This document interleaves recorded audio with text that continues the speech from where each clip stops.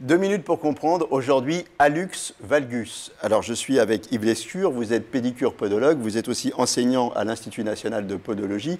Qu'est-ce que c'est que cet hallux valgus? Alors, l'hallux valgus, c'est finalement la déviation d'un orteil, du gros orteil, en dedans, pendant que le métatarsien du pied, qui est un os du pied, est en dehors.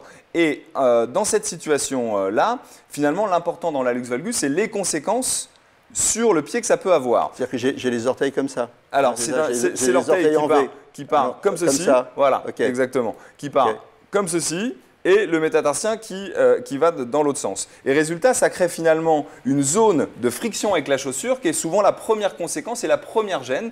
Et souvent, les femmes sont gênées dans leurs chaussures et dans leurs escarpins par ce frottement-là.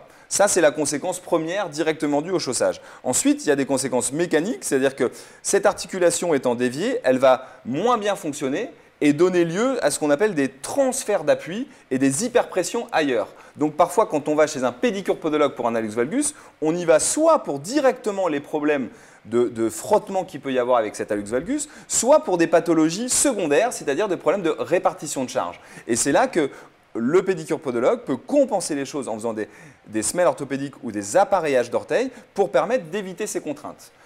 Le pédicure podologue va avoir une action compensatrice. L'hallux valgus, si on veut s'en débarrasser, c'est la chirurgie qui doit opérer et il faut savoir si elle est indiquée.